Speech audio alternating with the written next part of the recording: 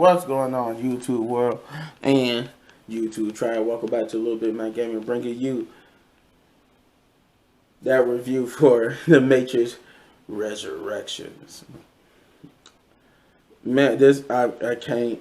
Wow, yeah, I can't. I'm happy. I am so happy that after years of wanting another Matrix movie, I understood that the trilogy that was supposed to be a trilogy, but man, that movie was those series of movies were so good. We needed another one, and I'm glad we got another one. Now, were there things that needed to be approved that this one could have improved upon? Yes. Could this movie could have been better? Yes, but it wasn't bad either. But let's get into why I think like this. Um, First, the synopsis.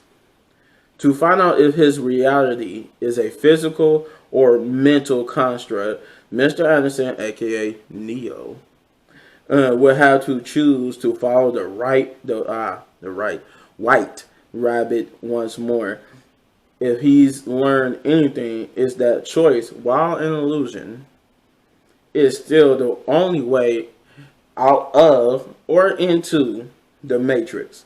Neo already knows that he has to do, already knows what he has to do, but what he doesn't yet know is that the Matrix is stronger and more secure and far more dangerous than ever before.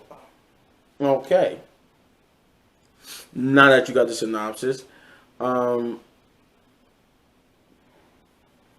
we start off with a group of we hear people, you get the usual Matrix intro, and we hear people that we haven't heard before, and these are the new people being introduced into this movie, the new crew,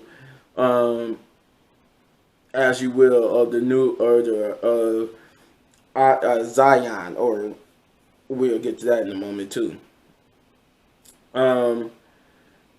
We get to see this new crew. We get to see what they're looking at. And look and what we see. We hear the girl. She says she wants to get a peek. She wants to get a peek at something because they are doing something that the Matrix haven't seen before in the Matrix. And they want to get a peek at it. She's being warned that maybe she shouldn't do it, but she's want to do it anyway. And this is your the girl with the blue hair. She gets a peek at something that's being recreated, something that we've seen before 1,000 times as you watch the Matrix movie, which is one of many callbacks to the first Matrix. Like, this movie was like a celebration, as it will, of the first one, and it also celebrated the second movie and the third movie. There was callbacks to those movies as well, but the heavy callbacks was to basically the first movie. Like I said, with a little sprinkle of Reloaded and a little sprinkle of Revolution in there. Obviously, Revolution a lot more than Reloaded, because Revolution is what set this movie up, right? So this is like sometime later, and by sometime, I'm not going to tell you how long later, because you will see once you see the movie how long later it is. But yeah, I'll just say it's sometime later, after some years later, after the events of the third movie. That's where this whole movie takes place. But back to what I was talking about. Yes, so the new girl, she's basically, her name is Bugs, like Bugs Bunny. She basically sees a recreation of something. She knows something's off, because while the recreation happens just like it happened, like what she's watching, she knows it's a recreation of what she's always been told, like bedtime stories, almost like legends of stories told that happened before, which they're dubbing the Machine War. She sees this recreation of this specific event, but she knows it. And she knows once they get to a certain point, and then it happens differently than from what she knows happened. And she know there's an agent that's acting pretty weird. He's not acting like a typical agent, and this leads to a revelation about who this agent is, and then a gunfight. Of course, she gets into a gunfight from what we see, and then that's like cueing some of the scenes we see in the trailers where her jumping off the roof, shooting, blah blah blah blah blah, and we get some cool scenes. And then we transition over to Mr. Anderson himself, Neo. He's working. He's now working at a particular company as a particular designer of sorts, and I won't tell you what type of designer, but he's a particular designer of sorts. Um, and he's working on this project, and you see how his life you see that he's pretty much like no different than what he was in the original. He still works with codes. He's still doing this type of stuff, and he gets like a weird alert, and then they goes off. But before he could investigate, he goes off with coffee, and that's where you cue in Trinity, and then you cue in Trinity, and this whole awkward meeting between the two. You find out what type of life this person that looks like Trinity has in the Matrix, and thus from there, we go on this little recreation of the first movie where it's a hunt for the one, but this time instead of hunting for the person who they think might be the one, this time they know who the one is, and they hunting down. It goes on to this visual how to get to Neo and how to save him and pull him back out of the Matrix once again. And this is where like the synopsis said he got once again follow the White Rabbit, and he wants answers because he wants answers to different things.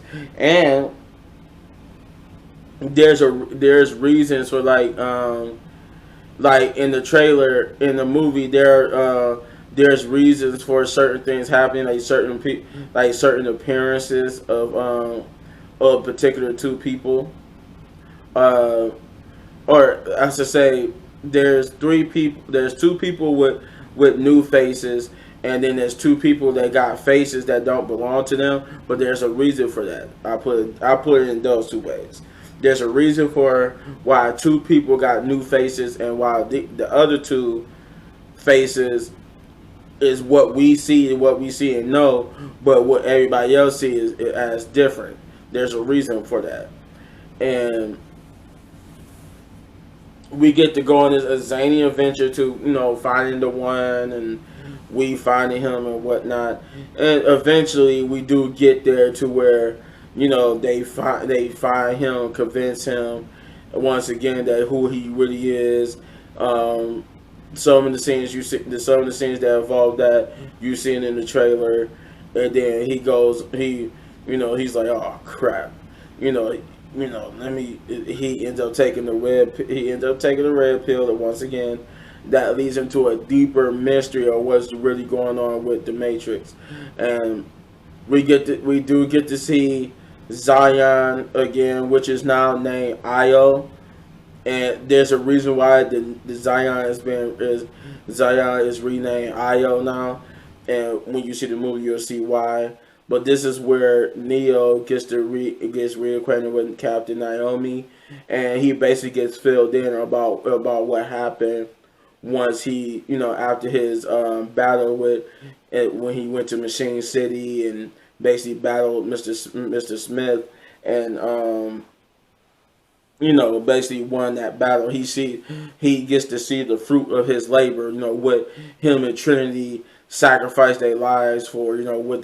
What happened to Zion. What did peace brings to Zion. And he gets to see that, and he gets to answer that question. Was it was it was it worth it? Was it all for nothing, or was it actually worth it? and that question gets answered. But then there's a there's a battle. Like I said, then there's the hunt for Trinity, and then you got your little nods to once again to the previous movies. The not some returning characters. There are a lot of returning people that you didn't that they actually hid from the out of the trailers. There's a lot of well, I wouldn't say a lot. I want to say you got Neo, Trinity. We know Neo, Trinity. We know Naomi, and then you got like one other person. You got one person. You got four people who from the previous movies that comes back in this movie. That don't have like new faces or whatnot, and then the fifth person is played by a new character, but you end up finding out she's also a returning character. But yes, you found out how things happen, why things are going as the way they're going, and what the secrets of the Matrix was hiding, and why things was going on, and thus movie Q and final act, and you find out who one person is really. He's really a returned villain. You find out all these different things, and that leads it to a great story. Like I said, Q in third act, Q in powers and nice visuals, and then you got yourself a Matrix movie. So the things I liked about this movie, I like the visuals. I like the fact that the visuals is greatly improved. They look better here. There are some visuals for the majority. Like it probably was some visuals that didn't look good, but I enjoyed the movie. I was enjoying the movie so much. I didn't really notice them to recall and point out like in this particular part. But I would say there was some scenes that where the visuals wasn't great, but it was to the point where I was enjoying the movie so much it really didn't matter. But you did have great visuals. You had great Matrix. You had the Matrix like visuals that was amped up. You had some returning visuals. You had some new visuals. They combine new and returning elements from the older movies and this movie, and were made for great visuals and great stunts and great fight choreographs. Once again, even in some of the fights were callbacks, and it was great. It was great. I think yeah, the story was good, the visuals was good, the CGI was good for the most part. I'm trying to figure out what anything else I like.